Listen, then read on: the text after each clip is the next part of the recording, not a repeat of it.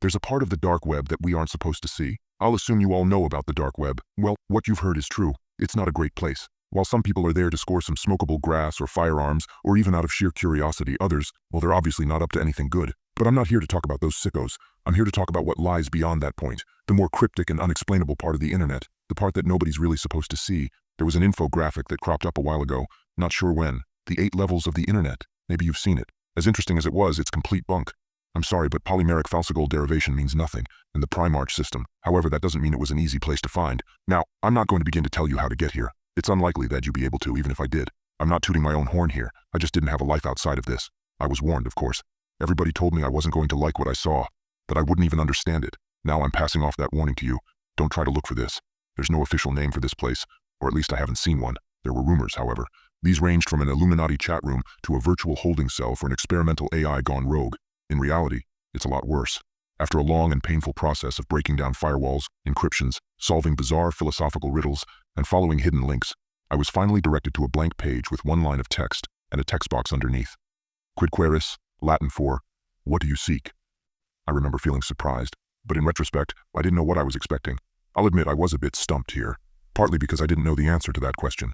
I had no objective. I just wanted to see if I could do it. I tried some generic answers at first. I typed in the truth and enlightenment. Nothing happened. I tried a bunch of answers, but none of them worked. I was getting frustrated at this point.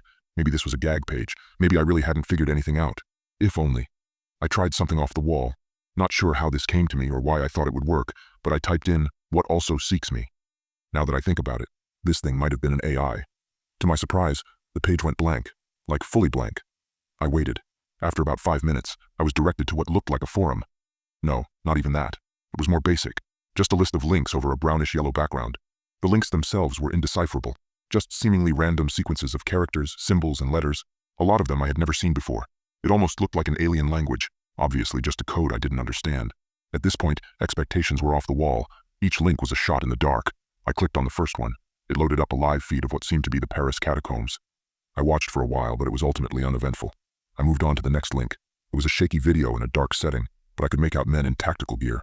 They were in a house, opening doors and sweeping each room.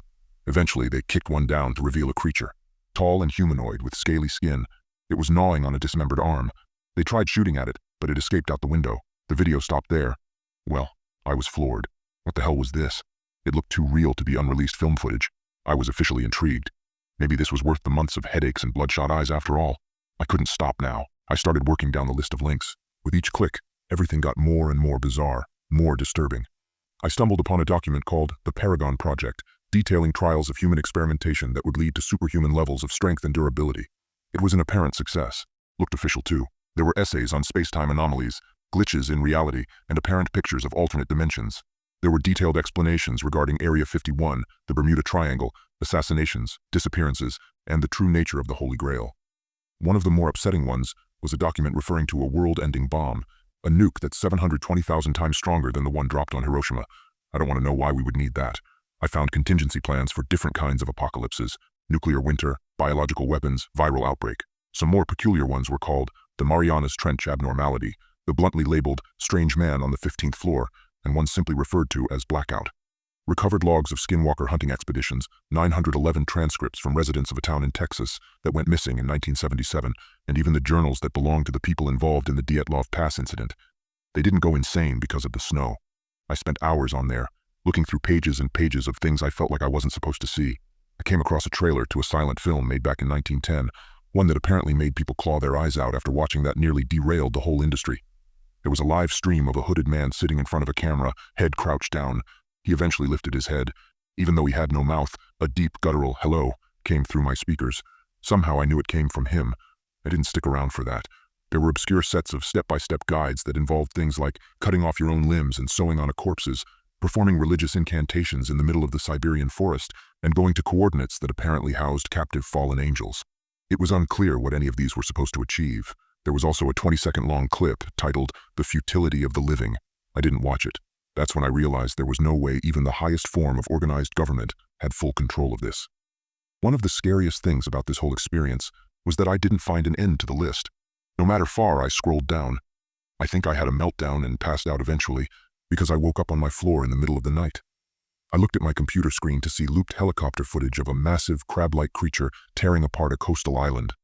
I clicked off of it. I just sat there for the longest time. I couldn't comprehend what I was seeing, and I don't think I really wanted to. Now I'm not really sure why I kept going. My brain was screaming for me to take my computer out to the lawn and smash it into pieces, but I didn't. I noticed something I hadn't before.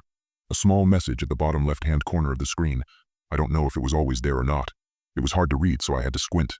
More Latin. Translated into, "Are you satisfied?" There were two options underneath it, yes and no.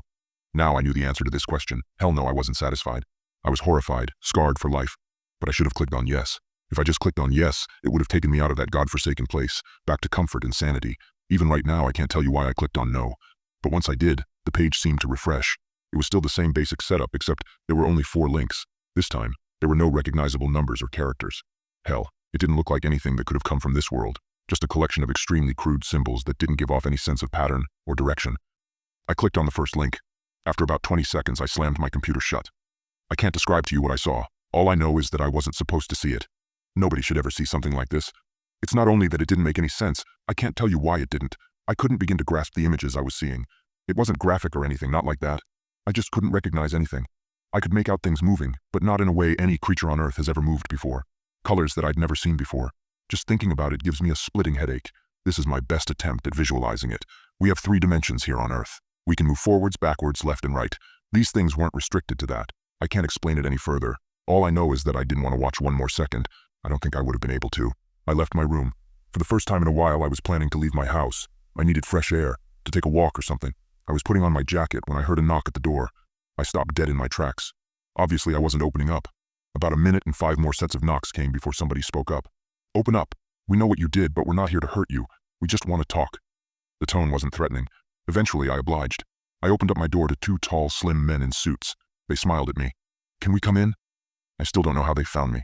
I thought for sure that I was off the grid. We sat down on the couch. I guess I was just waiting for answers at this point.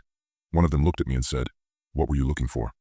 "I don't know, but I'm not going back," I responded. He smiled again, like this is what he wanted to hear. The other one piped up, "Who do you work for?" His tone was a bit more aggressive. I just shook my head. "Look, I didn't know what I was getting into. I wasn't looking for anything." They just stared at me for a while. "I'm not going to tell anybody, trust me." They finally responded, "You're not worried about that. Doubt anybody'd believe you." Another smile. Somehow it felt genuine. "We just wanted to know what your priorities were." In retrospect, that was a very strange question. "Just do us a favor and we'll leave." I perked up. "Give us the device you used to access it." I didn't ask any questions. I ran upstairs and basically tossed them my laptop. They both smirked at me one last time before heading for the door. Just as they were about to leave, one of them turned back. "I don't think you need to be told, but don't try this again, and don't show anybody else how to get there either. We'll know." I didn't ask who they were. I'm not sure I would have wanted to know. It's been a week now. I don't go on the internet so much anymore. After this, I'm going to try and forget. To try not to think about it anymore. I've started having horrific nightmares. Been seeing a therapist for that, but I don't think it's helping. Anyways, I'm not going to let this consume the rest of my life. The thing is, I'm afraid this might not be possible. There are some things we aren't supposed to know about, probably for our own safety and sanity. Don't try and seek them out. It's better that way. However, it might be a bit too late for me.